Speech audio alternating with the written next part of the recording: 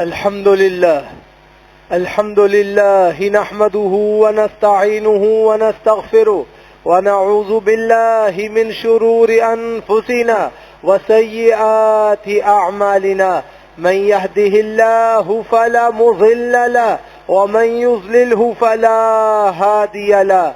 وأشهد أن لا إله إلا الله وحده لا شريك له وأشهد أن محمدا عبده ورسوله صلى الله عليه وسلم. اللهم صل على محمد وعلى آل محمد كما صليت على إبراهيم وعلى آل إبراهيم إنك حميد مجيد. اللهم بارك على محمد وعلى آل محمد كما باركت على إبراهيم وعلى آل إبراهيم إنك حميد مجيد. أعوذ بالله من الشيطان الرجيم وبوجهه الكريم وسلطانه القديم من الشيطان الرجيم من حمده ونفخه ونفثه. بسم الله الرحمن الرحيم. يا أيها الذين آمنوا اتقوا الله حق تقاته ولا تموتن إلا وأنتم مسلمون. يا أيها الذين آمنوا اتقوا الله وقولوا قولا سديدا يصلح لكم أعمالكم ويغفر لكم ذنوبكم ومن يطع الله ورسوله فقد فاز فوزا عظيما.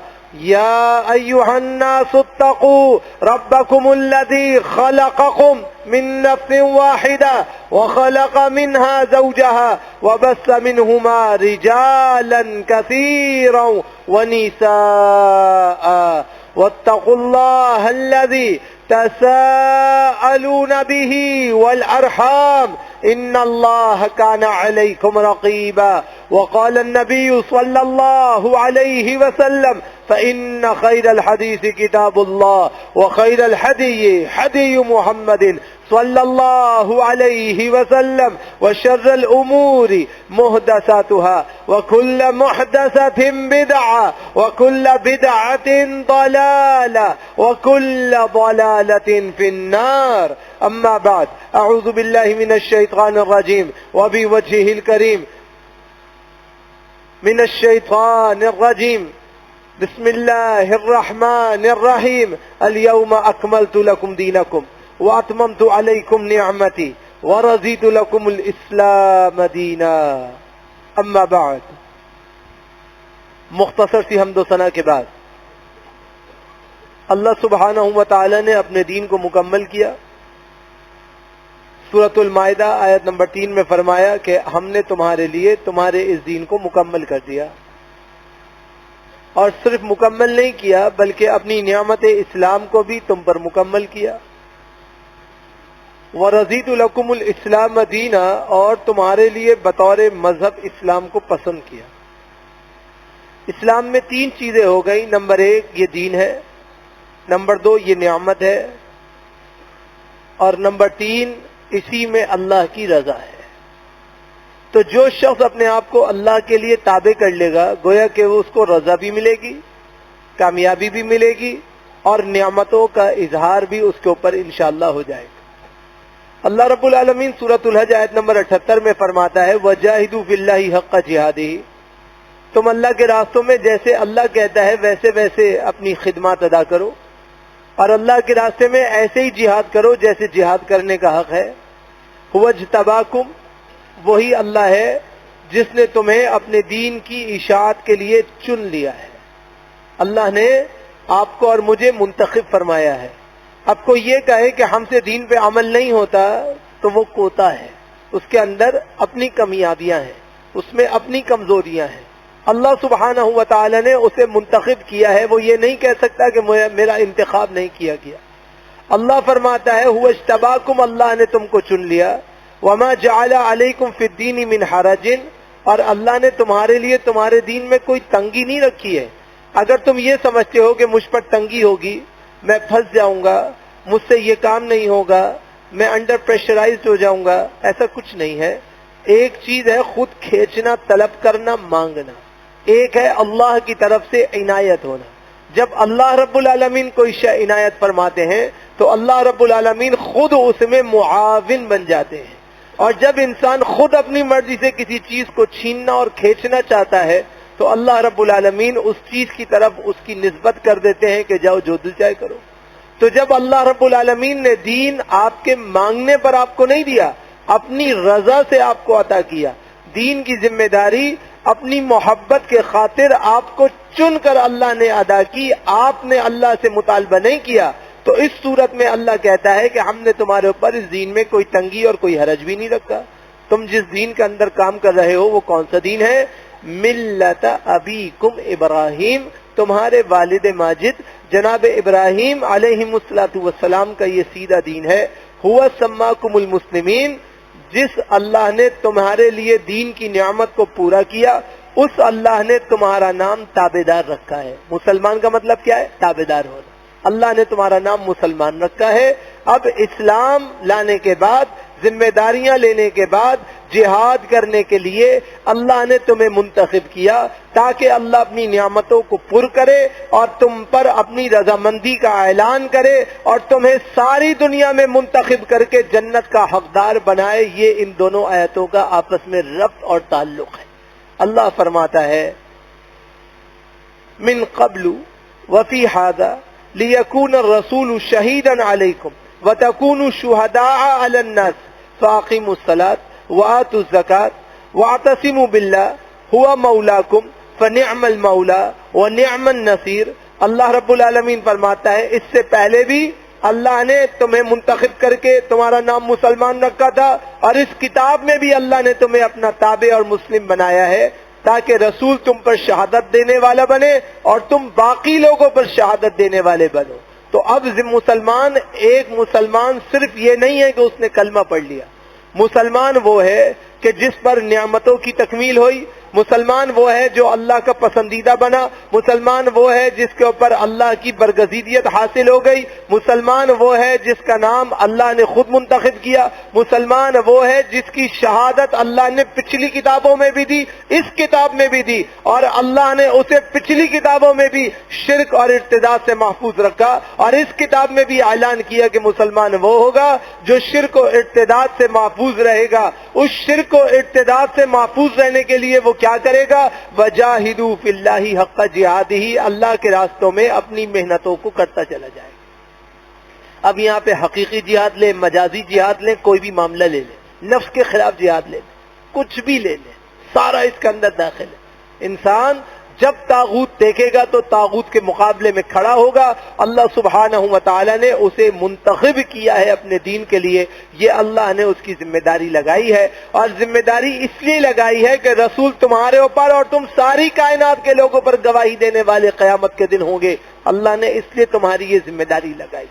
اب اللہ کہتا ہے جب تمہاری ذمہ داری لگ گئی تو تم کیا کرو؟ فاقیموا الصلاۃ، نمازوں کو قائم کرو، وآتوا الزکاۃ، زکاتوں کو ادا کرو، واعتصموا باللہ، اللہ کے دین کو، اللہ کی رسیوں کو، اللہ کی شرع کو، اللہ کے دین اسلام کو مضبوطی سے تھام لو۔ ہوا مولاکم، وہی اللہ تمہارا مولا ہے، تمہارا مالک ہے۔ فنعم المولا ونعم النصیر، بہت اچھا مالک ہے اور بہت بہترین معاون اور مددگار ہے۔ اس سے بڑا اور بہترین نہ کوئی معاون ہو سکتا ہے، نہ کوئی مددگار ہو سکتا ہے۔ اللہ رب العالمین نے سورہ بقرہ آیت نمبر 143 میں ارشاد فرمایا لِتَكُونُوا شُهَدَاءَ عَلَى النَّاسِ، اللہ نے تمہیں یہ ذمہ داری صرف اس لیے دی ہے تاکہ کل قیامت کے دن اللہ تمہیں گواہ بنا کر اٹھائے کہ دیکھو ہم نے تمہیں تمہارے دین کا تابع بنایا تھا، اب تمہارے اوپر ذمہ داری یہ ہے کہ تم اس دین کے مطابق اعمال صالحہ کو کرنے والے بن جاؤ اور اللہ رب العالمین کے دین کے مطابق شکریہ ادا کرنے والے بن جاؤ۔ یہ اللہ کے دین کی ذمہ داریوں میں جو ذمہ داری ہے کہ عبادت کو اس کے حق کی طرح کیا جائے، ریاضت کو اس کے حق کی طرح کیا جائے، تلاوت کو اس کے حق کی طرح کیا جائے، اللہ کے جو بتائے ہوئے احکام ہیں اس کو اس کے حق کی طرح ادا کیا جائے، یہ ہر مسلمان کی بنیادی ذمہ داری ہے۔ اسی لیے اللہ رب العالمین سورہ بقرہ آیت نمبر 257 میں فرماتا ہے اللہ ولی الذین آمنوا، اللہ دوست ہے صرف ان لوگوں کا، کن لوگوں کا؟ آمنو، جو ایمان لائے، ایمان لانے کے بعد اللہ ان کو کیا کرتا ہے؟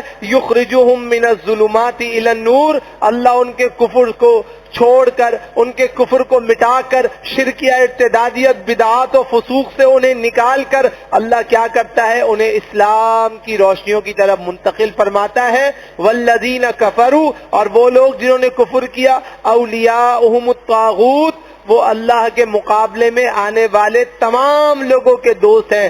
یخرجونہم من النور الی الظلمات، ان کا کام یہ ہے وہ تمہیں اندھیروں کی طرف لے جانے کے لیے روشنی سے کھینچتے ہیں، اندھیروں میں داخل کرتے ہیں۔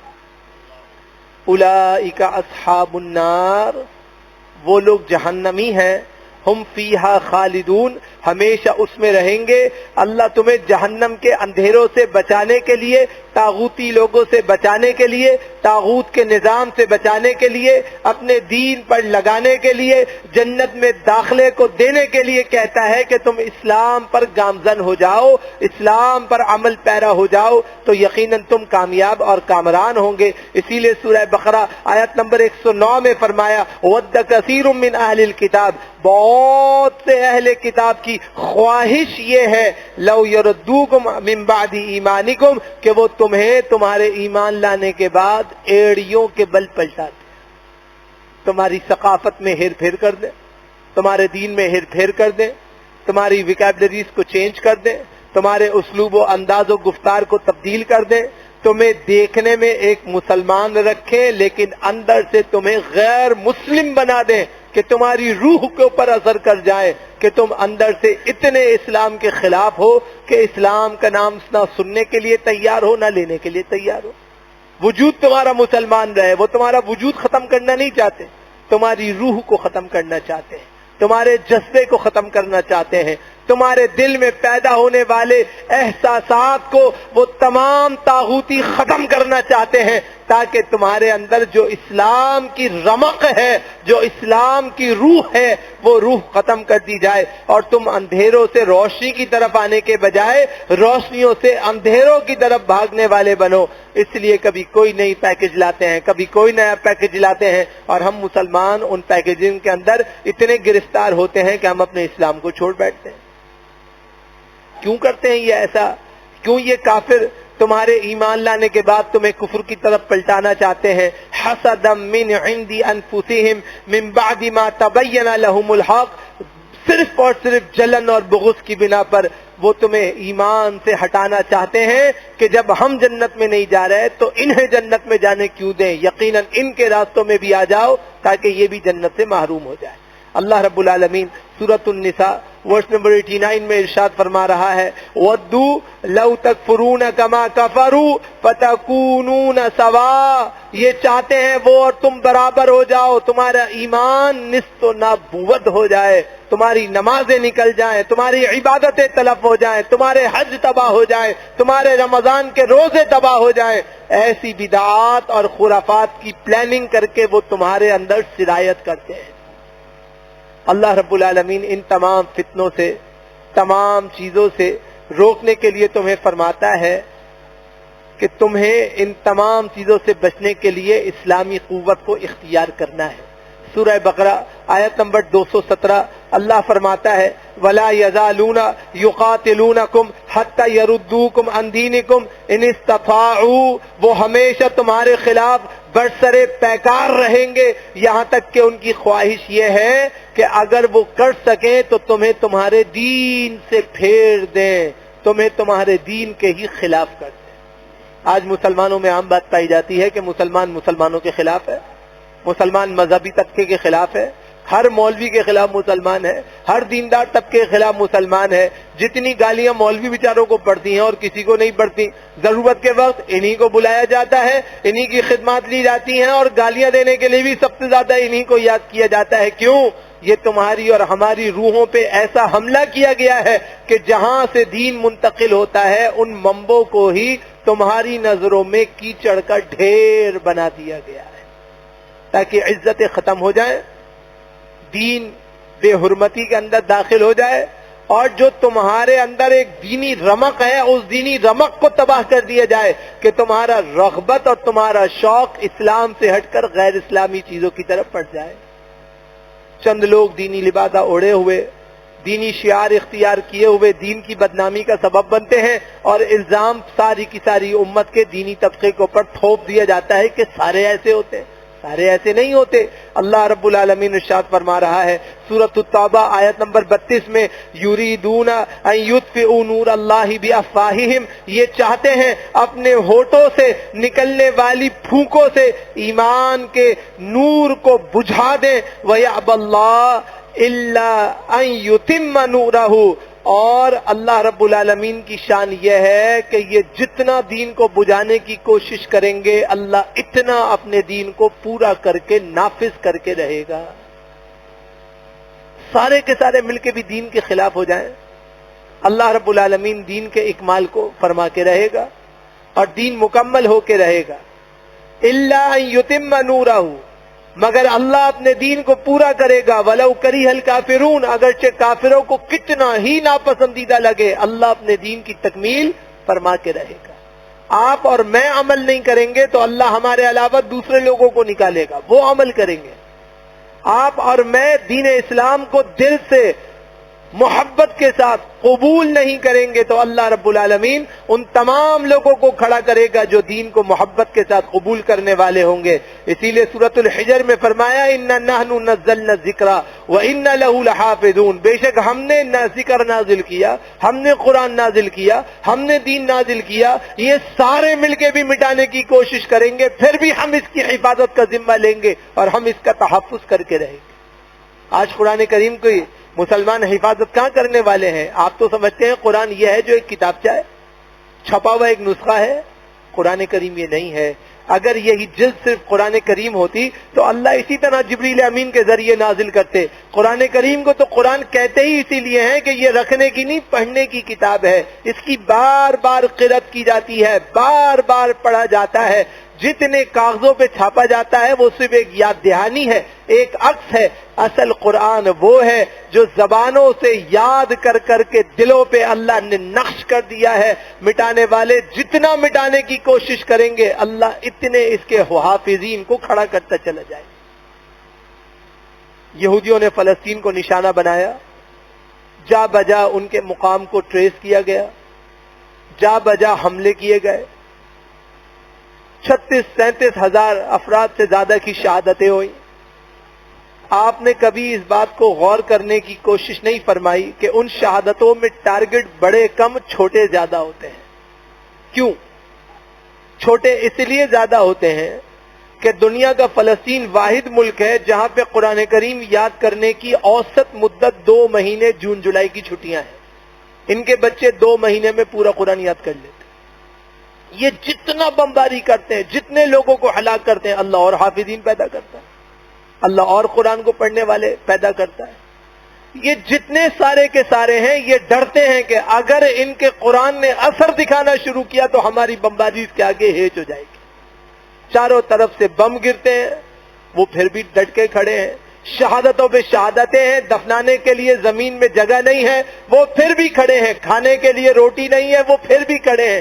کیوں کھڑے ہیں؟ اس لیے کہ ان کو پتا ہے کہ اللہ رب العالمین کی کتاب ہمیں ضائع ہونے نہیں دے گی، یا تو ہمیں شہادت کی منزلوں پہ پہنچائے گی یا ان کفار کو بالآخر گھٹنے ٹیکنے پہ مجبور کرے گی۔ یہ اللہ کی کتاب ہے جس کے ساتھ وہ کھڑے ہیں اور چاروں طرف سے آگ برستی ہے اور وہ پھر بھی کھڑے رہتے ہیں۔ شہادتوں کی شہادتیں ہوتی ہیں، وہ پھر بھی کھڑے ہوتے ہیں۔ یہاں تک کہ اب فلسطین کا عام رواج ہے کہ قبر ایک بنائی نہیں جاتی، اجتماعی گڑھے میں سینکڑوں لوگوں کو ساتھ دفن کر دیا جاتا ہے۔ نہ کفن ہے، نہ گڑھے ہیں، نہ اتنا اہتمام ہے۔ ایک باپ جنازہ پڑھا رہا ہے اپنی اولاد کا، تھوڑی دیر بعد پتہ چلتا ہے جی وہ شہید ہو گیا، اس کا جنازہ کوئی اور پڑھا رہا ہے، پھر پتہ چلتا ہے وہ بھی شہید ہو گیا، کوئی اور اس کا جنازہ پڑھا رہا ہے۔ اللہ کی کتاب چل رہی ہے، اللہ کا دین چل رہا ہے، اللہ کے دین کے تحفظ کے سلسلے چل رہے ہیں۔ مٹانے والے مٹانے پہ چلتے رہیں گے اور اللہ اپنی کتاب کا تحفظ کرتا رہے گا، اور ہم بے سود بیٹھے ہیں، گناہوں کی لذتوں میں لتوں میں بیٹھے، ہم اللہ کی نافرمانی میں بیٹھے، ہم بدعات کو کرنے کے خواہاں بیٹھے ہیں, ہم اللہ کے دین میں اپنے آپ کو ایک کونے لگا کر بیٹھ گئے. نہیں میرے بھائی, ایسا نہیں ہے. اللہ کے پیارے نبی جناب محمد الرسول اللہ صلی اللہ علیہ وسلم فرماتے ہیں, صحیح مسلم کی حدیث ہے, لا تزال طائفۃ من امتی ظاہرین علی الحق لا یضرهم من خذلهم حتی یاتی امر اللہ وہم کذالک. ہمیشہ میری امت کا ایک گروہ حق پہ اس وقت تک قائم رہے گا کہ کوئی ان کو نقصان نہیں پہنچا سکے گا یہاں تک کہ اللہ کا حکم آئے, یعنی قیامت آ جائے, اور وہ اسی حال میں رہیں گے کہ ان کا کوئی بال بھیکا نہیں کر سکے گا. اسی لیے کہ جتنا جتنا جتنا ان پہ ظلم و زیادتی کی جائے گی وہ اتنا اتنا اتنا اسلام پہ عمل شروع کر دیں گے. آج آپ دیکھیے نا, یہ جو چاروں طرف سے فتنے ہیں, آفتیں ہیں, مصائب ہیں, اس کی وجہ کیا ہے؟ اپنے دل سے پوچھئے. اس کی وجہ میں اور آپ ہم سب خود ہیں, کوئی اور نہیں ہے. ہمیں کسی دشمن کی ضرورت نہیں ہے, ہم اپنے سب سے بڑے خود دشمن ہیں. ہمیں بھلا کسی دشمن کی کیا ضرورت ہوگی؟ جو دشمن ہمارے ساتھ کرتا اس سے زیادہ برا ہم نے خود ایک دوسرے کے ساتھ کر دیا. ایک دوسرے کی عزتوں کے پیچھے, جان کے پیچھے, مال کے پیچھے, آبرو کے پیچھے, ذرا ذرا سی چیزیں, دنیاوی عارضی چیزوں کے لیے, چند ٹکوں کے لیے, چند عوض کی حیثیتوں کے لیے ہم ایک مسلمان ہونے کے باوجود ایک دوسرے کے خلاف ہو گئے. اللہ اس سے روکتا ہے. اللہ کے پیارے نبی جناب محمد الرسول اللہ صلی اللہ علیہ وسلم فرماتے ہیں, سنن ابی داود کی روایت ہے, جناب ابو ہریرہ رضی اللہ تعالی عنہ حدیث کے راوی ہیں, فیما عالم عن رسول اللہ صلی اللہ علیہ وسلم قال ان اللہ یبعث لهذه الامة عن رأس كل 100 سنة من یجدد لها دینہا. فرمایا اللہ اس امت کے لیے ہر تقریباً 100 سال کی ابتدا میں ایک ایسے شخص کو مبعوث فرما دیتا ہے جو اس کے لیے اس کے دین کو دوبارہ صاف ستھرا کر کے, تجدید کر کے, ستھرا کر کے ان کی خدمت میں پیش کرتا ہے تاکہ یہ بدعت سے بچیں, منکرات سے بچیں, خرافات سے بچیں. مگر ہم کیا کرتے ہیں؟ ہم ڈھونڈتے ہیں کہ ہمیں پرانا دین چھوڑ کے کوئی نیا دین بنانے والا مل جائے, کوئی ماڈریشن آف شریعہ والا مل جائے, کوئی ہمیں ایسی ماڈریشن والا بتائے کہ ہمارے روزے بھی معاف کروائے, نمازیں بھی معاف کروائے, حج بھی خود کر لے, بس پیسے لے لے جتنے پیسے چاہیے اور ہمیں جنت میں لے جائے. تو میرے بھائی, جنت میں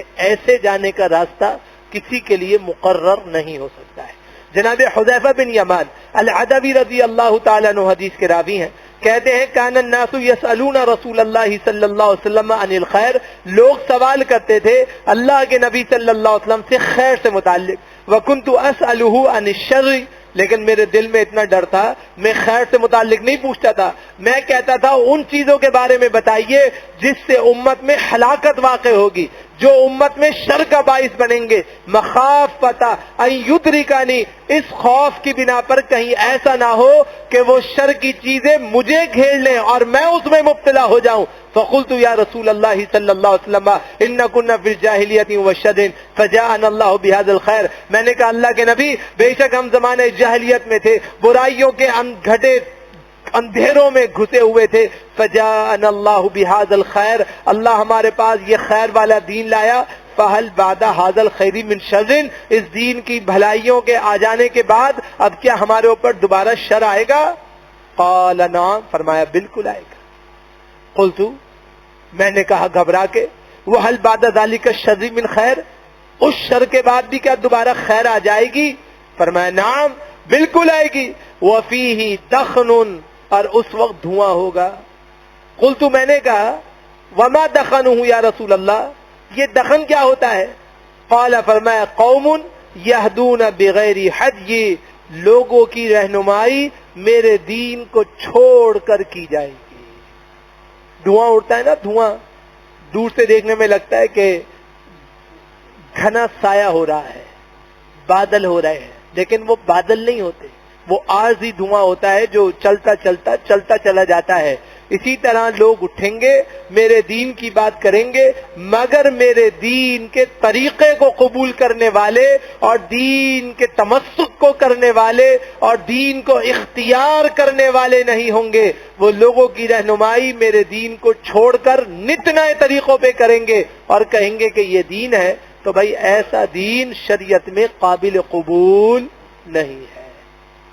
آج آپ دیکھیے, دین کے نام پہ جس کا جو دل چاہتا ہے کھڑا ہو جاتا ہے, جس کی کسی نے نہیں سنی وہ موٹیویشنل اسپیکر بن جاتا ہے.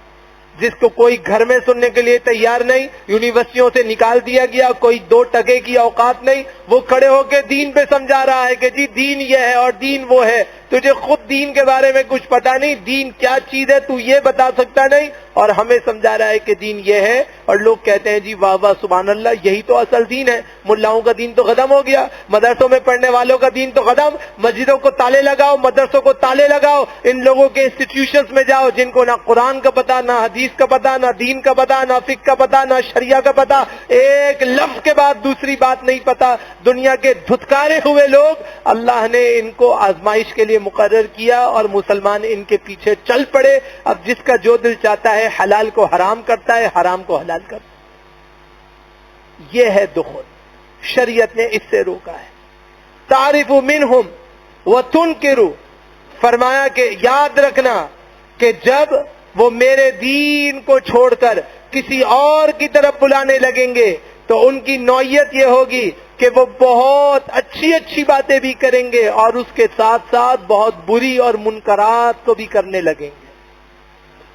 کبھی علماء پہ تان کریں گے، کبھی اس مذہبی طبقے کو یہودیوں کا ایجنٹ بنا دیں گے، کبھی یہودیوں کی پیروی کرنے والے علماء کو قرار دے دیں گے، کبھی کہیں گے یہ سارے نکمے جاہل ہیں، ان کو کچھ نہیں آتا، سارا دین ہمارے پاس ہے. اگر آپ کے پاس دین ہے تو آپ دین کے اوپر عمل کر کے دکھائیے، بتائیے کیا دین ہے.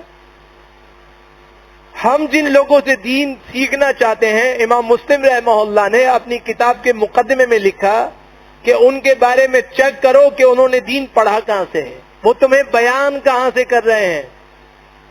امام عبداللہ بن مبارک رحمہ اللہ کہتے تھے وَلَوْلَا الْإِسْنَادُ لَقِيلَ مَنْ شَاءَ مَا شَاءَ، اگر دین ایسا ہی بے ہنگم ہوتا جس کا جو دل چاہتا وہ کہتے رہتا. یہ دین بغیر سند کے نہیں چلتا، بغیر ثبوت کے نہیں چلتا، بغیر دلیلوں کے نہیں چلتا، بغیر علم کے نہیں چلتا.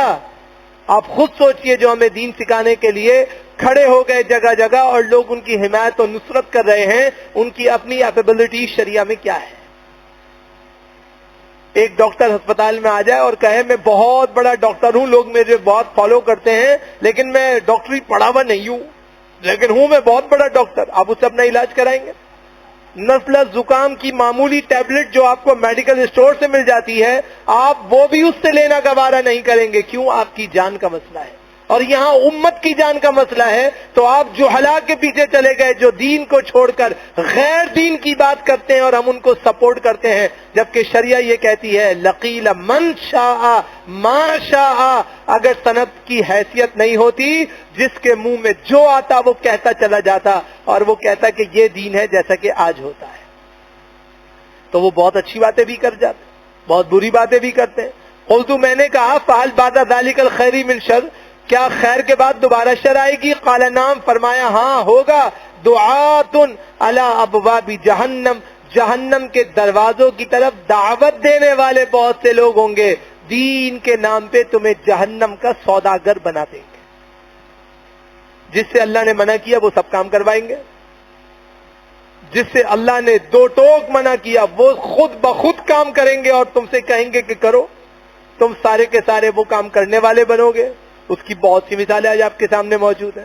اور یہ کہیں گے کہ تم آ جاؤ ہمارے ساتھ، لوگ دھڑا دھڑ ان کے ساتھ جائیں گے. یہ کیا ہوں گے؟ جہنم کے دربان ہوں گے، جہنم کے دروازوں کی طرف بلانے والے ہوں گے. من اجابہم الیہا قذفوہ فیہا، جو ان کی بات کو قبول کرے گا یہ اسے اوندے منہ جہنم میں گراتے جائیں گے. قلت، میں نے کہا یا رسول اللہ صلی اللہ علیہ وسلم، اے اللہ کے نبی صلی اللہ علیہ وسلم، صفہم لنا، ان کی کوئی نشانی بتا دیجئے. قال ہم من جلدتنا، وہ ہمارے جیسے ہی ہوں گے، ہمارے رنگ و نسل جیسے ہی ہوں گے. وَيَتَكَلَّمُونَ بِأَلْسِنَتِنَا، اور ہماری گفتگو کی طرح گفتگار اور گفتگو کرنے والے ہوں گے. قلت، میں نے کہا فما تأمرنی ان ادرکنی ذلک، اگر میں ان میں سے کسی کو پاؤں تو میں کیا کروں؟ قال، فرمایا تلزم جماعت المسلمین، تم مسلمانوں کی اجتماعیت کو لازم پکڑنا اور ان کے شر سے بچنا. وَإِمَامَهُمْ، اور اگر مسلمانوں کا کوئی امام موجود ہو تو تم ان کے ساتھ جڑ جانا. قلت، میں نے کہا فَإِن لَمْ يَكُنْ لَهُمْ جَمَاعَةٌ، اگر اس دور میں کوئی مسلمانوں کی اجتماعیت نہ ہو، مسلمان بکھرے ہوئے ہوں، وَلَا إِمَامٌ، ان کا کوئی امام المتقین بھی موجود نہ ہو، تو کیا کروں؟